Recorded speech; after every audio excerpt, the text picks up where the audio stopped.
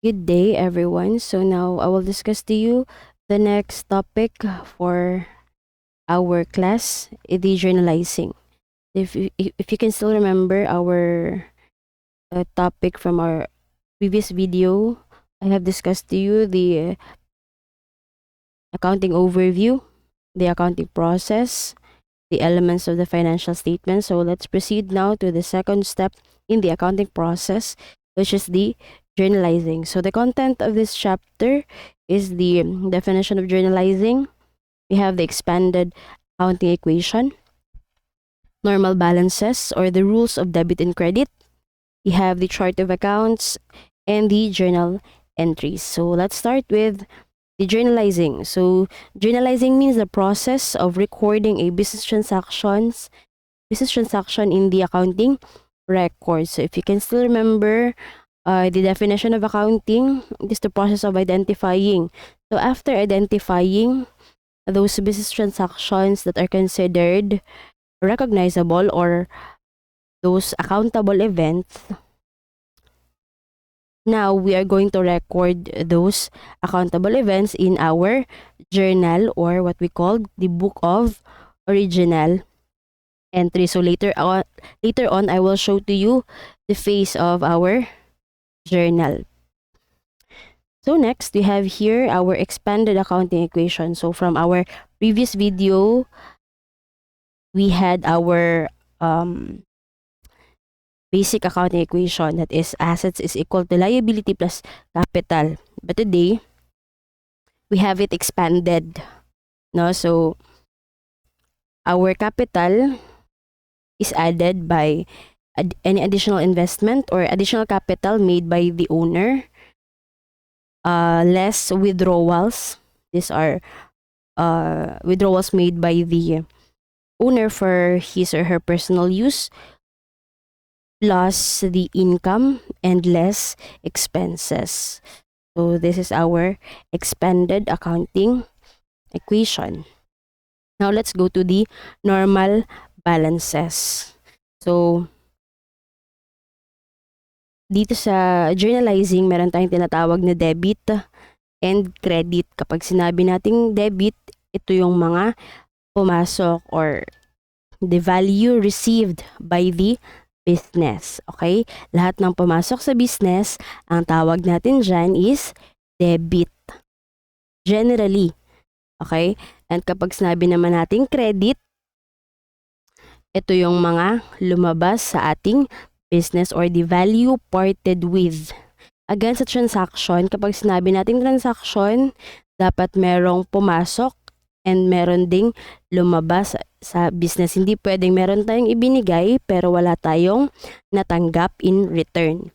So, again, meron tayong, yung ating elements of financial statement is meron siyang tinatawag na normal balances. So, I believe na-discuss ko ito doon sa ating previous video. And so, again, yung ating debit is nasa left side and yung ating credit is nasa right side. So, those elements of financial statements, like itong assets, drawings and expenses, yung kanyang normal balance is nasa debit side. So, pag gagawa tayo ng entry, normally, ganyan yung gusto niya sabihin, normally, si asset, drawing and expenses, nilalagay natin sa debit side. And then, ito namang si liability, income and capital, normally, nilalagay natin sila sa credit side. Pero, merong mga transactions na itong si liability, income and capital, nalalagay natin sila sa debit side.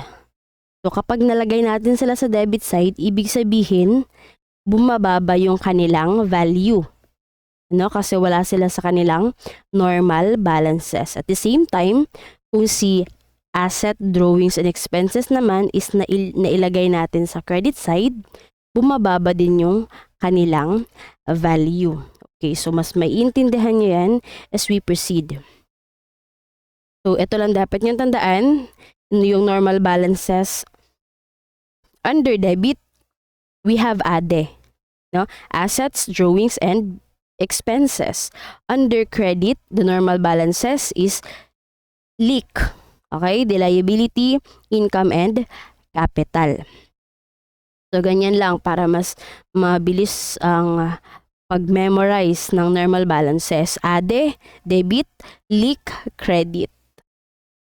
So, let's proceed. So, ito yung hindi ko sure kung clear dyan sa inyo.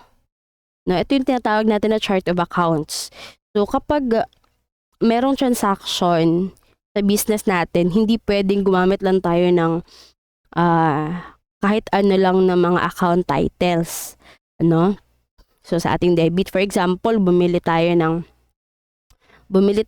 chairs or tables and chairs para sa business natin. Hindi natin pwede ilagay debit tables. Ano? So, meron tayo ditong appropriate talaga na term for that transaction. So, yung gagamitin natin dito, for example, itong furniture and fixtures. So, kapag mag-i-entry tayo, kung ano yung binigay sa atin na account title, yun yung susundin natin. Okay? So, for tables and chairs or yung mga cabinet, those are furniture and fixtures. So, di-debit nyo yan, furniture and fixtures. Okay? And, ano pa ba? For example, merchandising yung business. So, ibig sabihin, merong buy and sell. So, pag bumili tayo ng ating inventory, yung ibibenta natin, yung gagamitin natin na account title is merchandise inventory. Ano? So, hindi ibig sabihin na kung nagbebenta tayo ng cellphone, debit natin yung cellphone. Okay? So, again, gagamitin natin yung ibibigay na chart of accounts ng problem. So, I believe meron kayong mga modules dyan. So, malalaman nyo na dyan kung ano yung ibig sabihin ng mga account titles na nandito. Okay, so pwede natin isa-isahin ngayon. Under asset accounts, cash. Siyempre, ito yung cash ng business, hindi ni owner, Okay? Next, we have the accounts receivables. Pag sinabi natin accounts receivable, ito yung mga kukolektahin pa lang natin. For example, nakabenta tayo ng cellphone, pinautang natin. So, ibig sabihin, meron tayong receivable or collectibles. Okay? So, yung tawag natin dyan is accounts receivable. Next naman, we have notes receivable. Kapag sinabing notes receivable, ang tatandaan lang natin kapag sinabi sa problem na may nakalagay, nag-issue ng note. For example, nagpautang tayo. Siyempre, dapat tayo yung nagbenta para meron tayong kukolektahin. So, nagbenta tayo ng, for example, cellphone, tapos nag-issue tayo ng note. So, ibig sabihin yung gagamitin natin na account title is notes receivable. Kapag merchandise inventory naman, kapag bumili tayo, for example, ng ating goods na ibibenta natin, gagamitin natin na account title is merchandise inventory. Kapag bumili naman tayo ng office supplies for the business, for the use of the business, office supplies yung gagamitin. Kapag naman bumili tayo ng prepaid insurance para ma-insured yung ating business, prepaid insurance yung gagamitin. And then, land, ibig ng land dito is yung land na gagamitin for the business or owned by the business. Next is building. Pwede dito sa building na to yung naka-located yung business, okay? Office equipment, any equipment na ginagamit para sa business, for example, computer, printer, yung mga ganon. Those are office equipment. Okay, yung furniture and fixtures, nabi ko na kanina, yung mga table, chairs, yung ganon. Mga cabinet, and machinery. So, itong machinery, ito yung ginagamit natin para para gumawa nung for example, yung business is manufacturing. So, ito yung makina na gagawa ng ating products. So, yung tawag natin dyan is machinery. And then, next, liability accounts. Under the liability account, we have the accounts payable. Ito yung usual natin na ginagamit kapag nagpautang tayo. Nangutang tayo. Sorry. Okay, kapag nangutang tayo, yung tawag natin dyan is accounts payable. Kapag ka naman yung inutang natin is may note, ang tawag natin is notes payable. Yung gagamitin natin na account title is notes payable. Next is taxes payable. Okay? Ibig sabihin yung liability natin sa tax or sa government.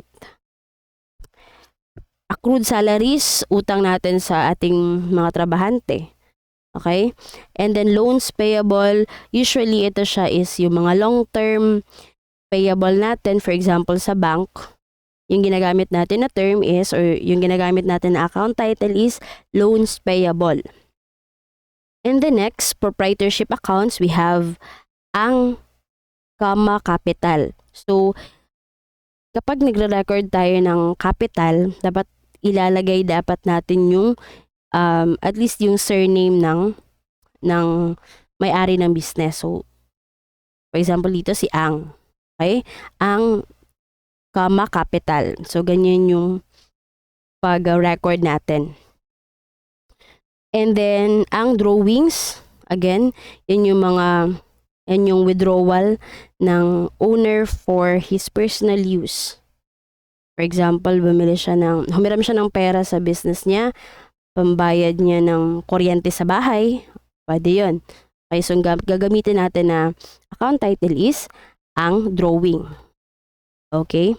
And the next, for the income accounts, again, naka-classify ito by its element. So first, we have the service revenue. Pag sinabing service revenue, ito yung ginagamit natin na account title kapag yung ating business type is service concern. Kapag nakapag-render ng service si business sa kanyang customer, income yon. Pero hindi natin pwedeng i-record as income. Yung gagamitin natin na account title is service revenue. Pagka naman merchandising, yung form of business, so yung gagamitin natin na account title is sales. For example naman, nagparenta ng apartment, let's say, or nagparenta ng space. So rent income yung gagamitin. And if kapag nagpautang ng pera, okay, yung business or lending yung business, ibig sabihin, meron tayong interest income. Okay, so nakadepende yun. Yung ating mga income, depende sa anong klase yung business natin. And then, next is yung expense accounts. So, again, si cost of sales, under ito siya sa merchandising. So, ibig sabihin lang nito, diba? For example, sa merchandising, meron tayong buy and sell. For example, yung business natin is, nagbibenta tayo ng cellphone. So, binili natin yung cellphone for 10,000, pero ibinenta natin for 15,000. Yung 10,000 na cost na yun, yung tinatawag natin na cost of sales. No? Kapag nabenta na natin yung cellphone, ang tawag natin doon, yung 10,000 na yun is yung cost of sales. And then, so under siya sa expense account. Next, salaries expense. Again, yung gastos natin sa pagpapasweldo ng mga employee natin. Commission. Ito yung commission na binibigay ni employer kapag naabot yung quota or kapag nakapagbenta yung ating empleyado. And then, traveling expense, gasto sa pag-travel. Utilities, pwede na under dito yung ating kuryente, tubig. So, depende yan sa business kung ano yung pinagagamitan nila ng account title na to. Next, advertising expense. Again, gastos sa advertisement. Supplies expense. Diba kung maaalala nyo, dito sa ating asset account, meron tayong office supplies. So, kapag itong portion ng ating office supplies is nagamit na, ibig sabihin expense na yun. So, dapat yung gagamitin natin account title is supplies expense. Next, we have the telephone communication. Gastos pa din. Taxes. Bayad natin sa, tax sa government. Next, insurance expense. Again, we have it in our asset accounts, the prepaid insurance kapag nagamit na natin yung portion or whole ng ating prepaid insurance, yung tawag natin dyan is insurance expense. Next, we have repairs and maintenance. Yung gastos natin sa pagpaparepair ng kung ano mang gusto nating ipa-repair or ipa-maintain sa ating business. Rent expense kapag meron tayong nirerentahan. Okay, depreciation expense. I-discuss ko to pag nakadating na tayo dun sa adjusting entries. And then, interest expense kapag nangutang tayo ng pera na merong interest. So, interest expense yung tawag natin. Miscellaneous expense, yung mga maliliit na mga expenses or yung mga expenses na hindi na natin kayang i-classify dito sa given, nilalagay natin dyan sa miscellaneous expense. Etong bad debts, explain ko din yan kapag nakadating na tayo sa adjusting entries. So again, ito yung ating chart of accounts. Ito yung susundin natin sa pag-record.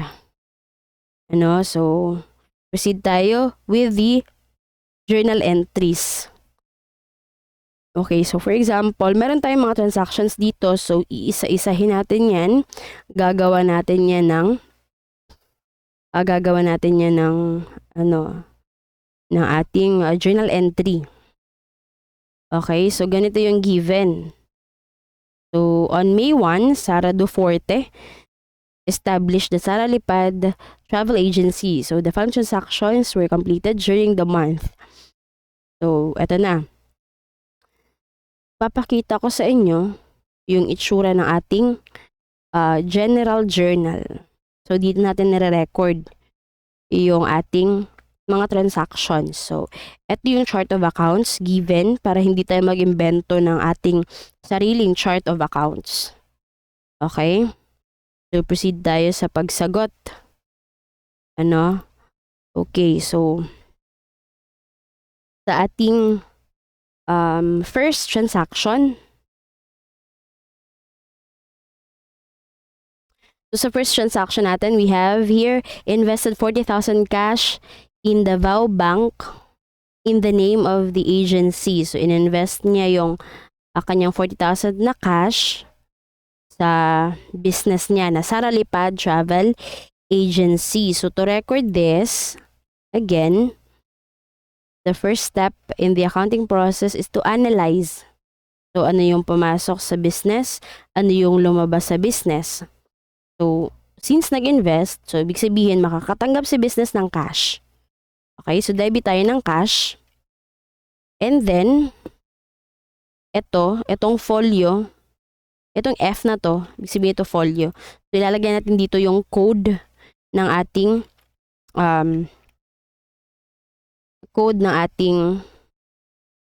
wait a minute. Yung code ng ating ng ating account title. Okay? So yung amount is 40,000 cash. So nag-invest ng 40,000 cash sa business. Okay, so next, ano ba yung lumabas? Again, yung pumasok? Meron pumasok na 40,000 sa business. Pero ang question dito, ano yung lumabas? Meron bang lumabas sa business? So generally and practically, wala naman talagang lumabas. Pero na-analyze natin na meron tayong investment or meron tayong capital. Kung maalala nyo si Adelic, si Lick is nasa credit side. Kaya naman, yung gagamitin natin is itong Duforte Capital. Again, yung apelido ng ating business owner. And then, capital. And then, yung code Susundin natin yung code niya, 006. And then, lagay tayo dito sa credit side ng amount of 40,000. Kung mapapansin nyo, hindi naka-straight itong do forte sa cash kasi pag in-straight mo yan, ibig sabihin debit pa din. Ano? So, dapat meron tayong indention ng konti. So, ganyan yung itsura ng ating account o yung ating journal entry. So, aside from that, dapat meron din tayong description. Okay? To record investment by the owner. Depende na sa inyo. Okay? To record investment. Okay? So, next, let's proceed with the number 3. Or, May 3. Hindi ko pala napakita. Ayan. Ito pala yung kanina, yung sinasabi ko. Dapat naka-indent itong do forte capital dun sa ating cash. Okay? And then, next, proceed tayo. Paid 800 cash for May office rent. Okay?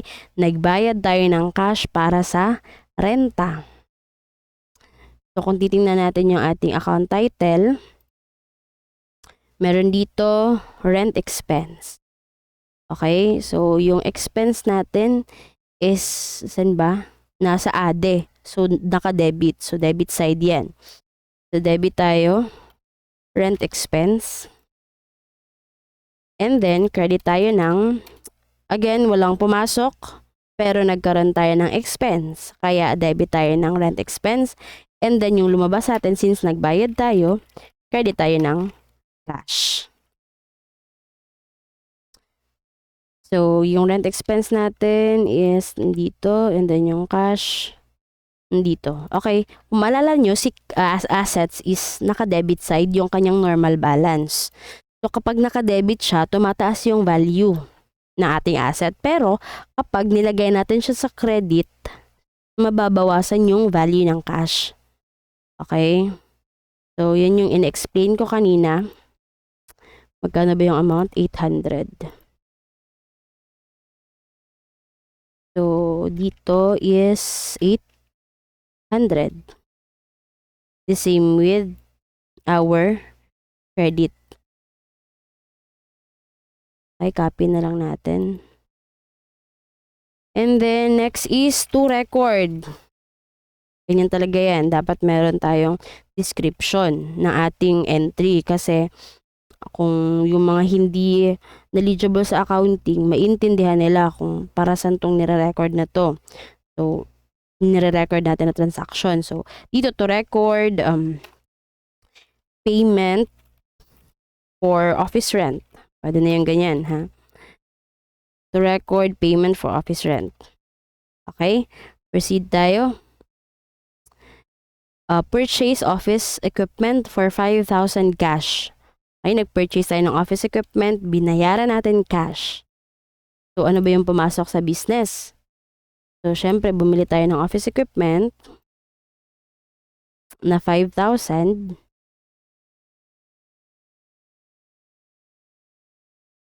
Okay, office equipment. And then, credit tayo ng cash kasi lumabas yung cash. Again, pumasok sa atin yung office equipment, ha. Wait.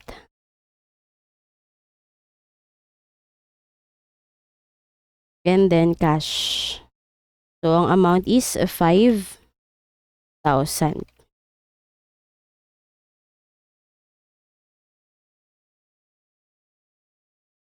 Again, to record purchase of office equipment. Pwede na yung ganyan.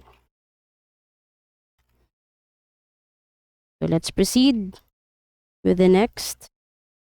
Incurred 600 of advertising cost in the Rapplier on account. On account to, ha? Hindi on accounts. Ano ba yan? Okay, so ano daw, naka-incur. So, ibig sabihin, naka-incur tayo ng cost, nakagamit tayo, or gumastos tayo. Nakagasto tayo ng 600 pesos. Pero again, on account. Pag sinabing on account, inutang natin. Okay, May 8, 600. May 8 natin is 600. So, again, nakagasto tayo. Meron tayong advertising. Advertising expense. Natamad na mag-type, So, ang amount is 600. Again, dapat i-align nyo talaga yung mga zero o yung figures dito sa binigay na format. Hindi pwedeng kung saan-saan lang natin nilalagay. And then, since on account siya, ibig sabihin inutang natin. So, credit tayo ng accounts payable. Again, accounts payable, ilalagay natin, hindi kung ano pang words or term. Again, magbe-base lang tayo dito sa ating chart of accounts. So, now, to record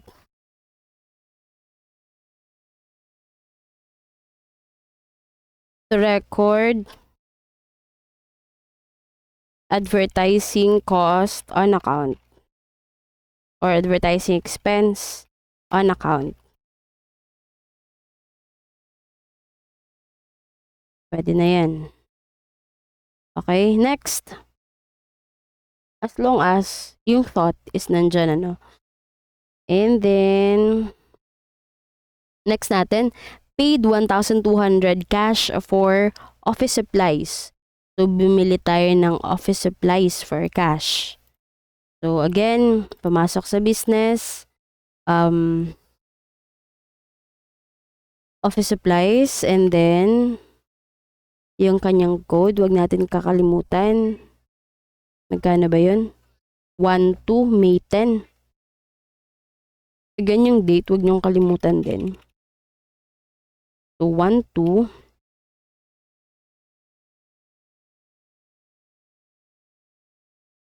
Ayan. So, 1-2. Copy natin sa ating credit side. So, again, paid. Ibig sabihin, nagbayad tayo ng cash. Merong lumabas na cash. Again, to record tayo. To record purchase of office supplies. Yan.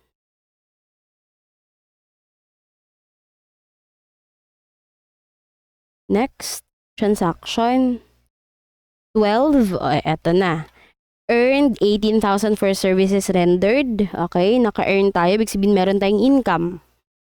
18,000. Cash of 2,000 is received from customers and the balance of 16,000 is billed to customers on account. So again, dito, analyze tayo. Naka-earn tayo ng 18,000 which is an income. Pero, 2,000 lang yung pera na na-receive natin. Yung 16,000 nun is billed to customers on account. Ibig sabihin, receivable pa natin. Okay? So, kung gagawa natin yan ng entry, that is on May 12. Okay, May 12. Again, meron tayong na-receive na cash. No?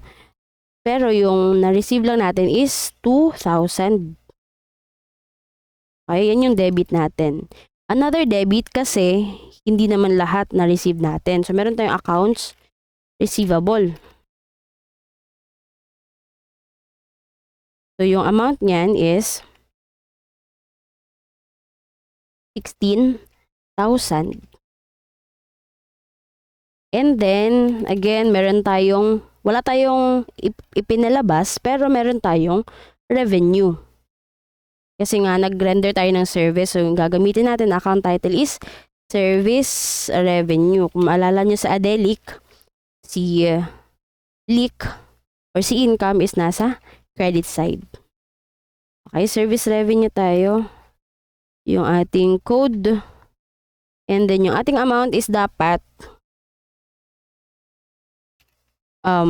balance yung ating debit tsaka credit.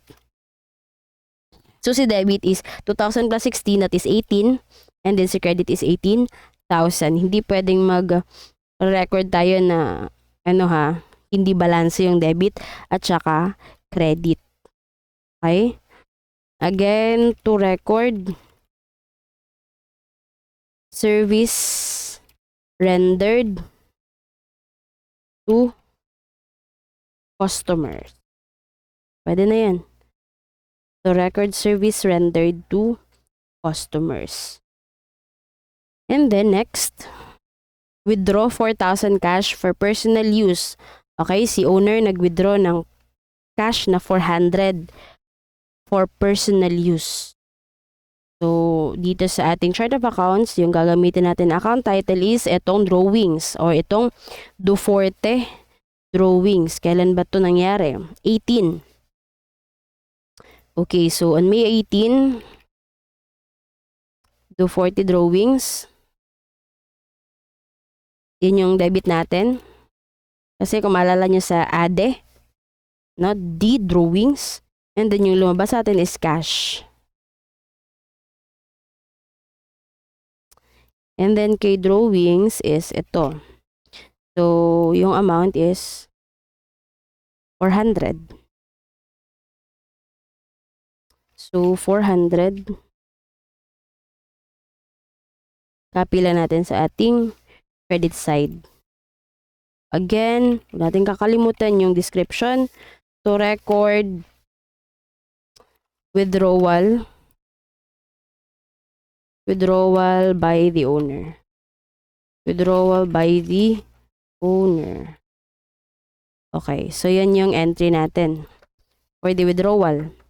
Next, paid rapplier amount due in May 8 transaction. So yung May 8 transaction, again, meron tayong 600 dito. So, binayaran na natin yan. Okay? So, May 21, nagbayad tayo ng utang. Again, yung May 8, eto, binayaran na natin to. So, para mabawasan or matanggal yung utang natin na accounts payable, eto, dapat i-debit natin yan. Okay? So, debit tayo ng accounts payable in the amount of 600. And then, since nagbayad tayo, credit tayo ng cash of 600.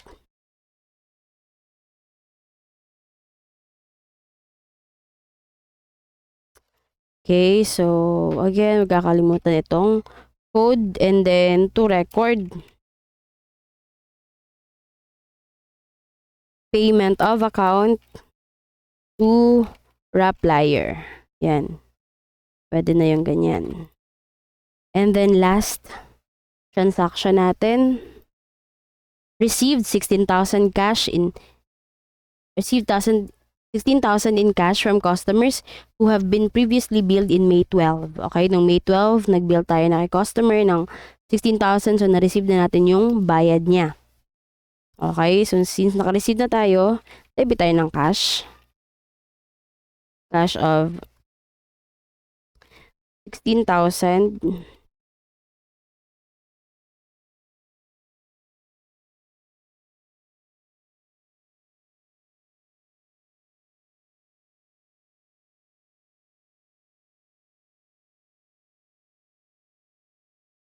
Okay. So, nagbayad na ng 16,000.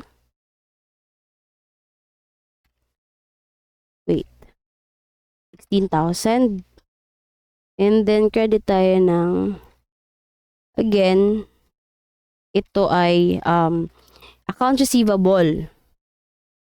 So, since bayad na to, naka-debit siya, para matanggal na yan, kasi nga binayaran na, i-credit natin yan. So, credit tayo ng accounts receivable.